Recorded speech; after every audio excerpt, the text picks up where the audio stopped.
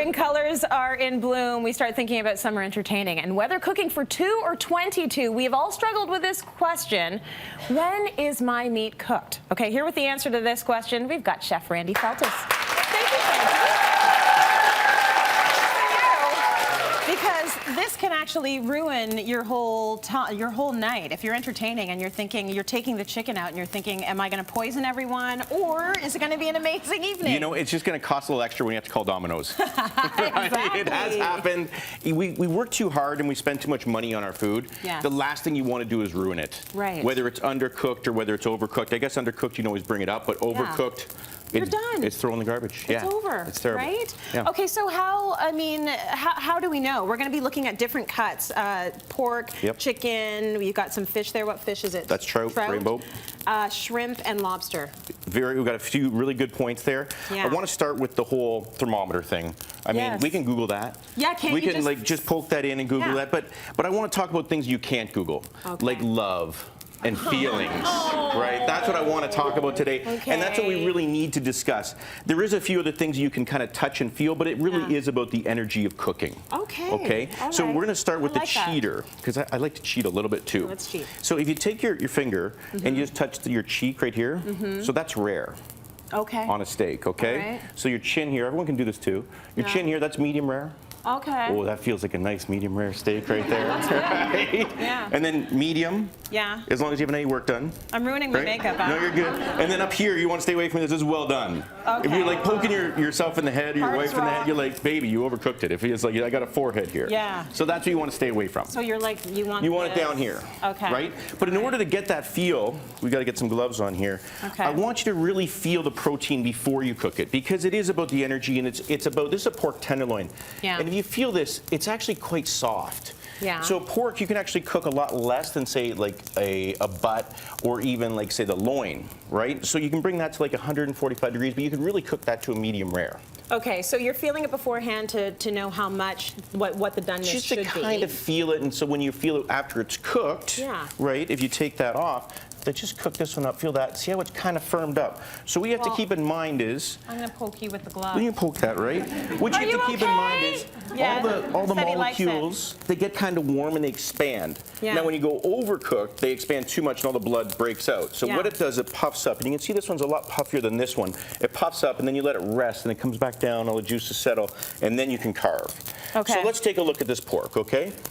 So we get this on here, right? We do this. Now keep in mind, I do like my pork tenderloin a little undercooked. A little bit of pink in the pork is just fine.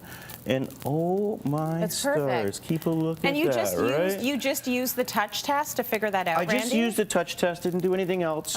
There is another one that some cooks like to use, and that's called the fork. And so when you're cooking it, you poke the fork inside it in case you don't have a proper thermometer, and you just put that on the edge of your lip. And then what does that do? It should be almost like firm, where you're like, whoa, that's kind of hot. If it burns your lip, you've got to throw the dinner out, and you deserve it. It's well done. It's well done, yes. But if it's cold, then you know it has to go back in.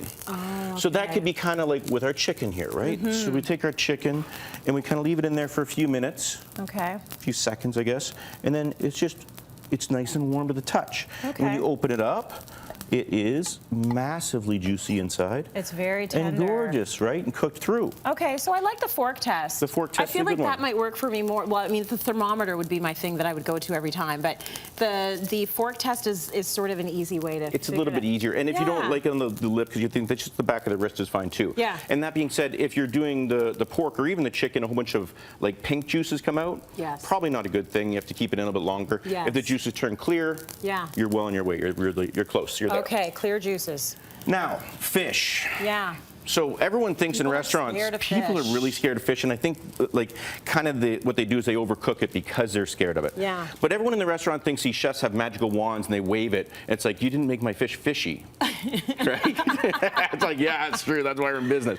What they really did, there is no such thing as a magical wand. What they did is they didn't overcook it. The more you overcook fish, the more intensified the fish flavor becomes. So what you want to do is just basically cook it through. So I like starting, if you're a beginner, start with like a rainbow trout that's nice and thin like this. And they normally say about 8 minutes per inch. So I like to keep it on the stove top instead of in the oven. Keep an eye on it. And this way you can see, like, take a look at this. You can see it's kind of cooked right throughout. You get a nice crispy skin, and then basically I would eat it almost just like that, but if you leave that in there for another 10 seconds, then we can open it up and we're gold. Do you want, like, you know how you can see from the side that half of it's pink and half of it's white? Yes. Do you want that whiteness to go all the way along the side and then it's done? I do not. I want a little bit of pinkness. You want pink at you want a bit of pink at the top. I like it a little under. I was at a dinner party recently, and the guy couldn't get his barbecue working because it's the middle of winter and it doesn't work. The propane doesn't like cold, and he's like, he's apologizing left, right, and center because he undercooked the fish, and I was like, this is the best fish I've ever had at a dinner party, right? And it doesn't taste fishy. Okay. But to each their own. And this way, you can do some a little bit more cooked, a little bit less. But if you take a look, I always like the skin crispy because that's where all the omega-3s are. And then we can put that up here. But if you just see that, like you saw, it was kind of rare looking. And then 10 seconds later, you open this up.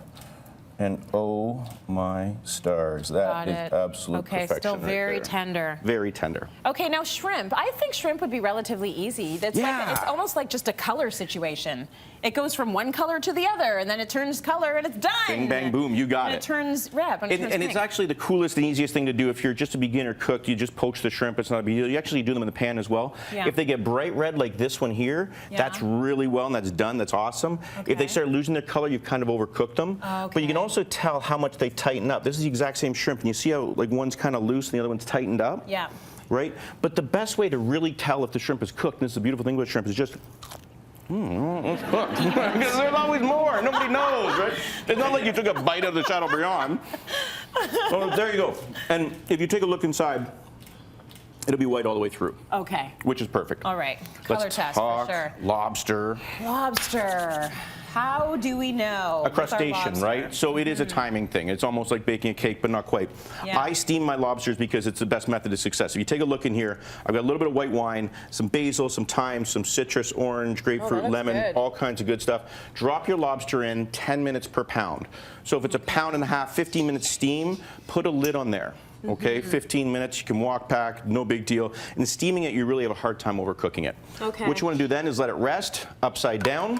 But some other tricks you can, if you're a little concerned, is number one, you just tear the leg off, and the leg comes off really easy. You're good to go. There's also something in there. Or you take the antenna, and if the antenna breaks off, it's cooked. Oh, good. That's an easy way to figure it out. So let me just take a look there.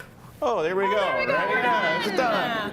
Really good. You don't need to panic anymore at your next party because he's showed you when you will know when your protein is cooked.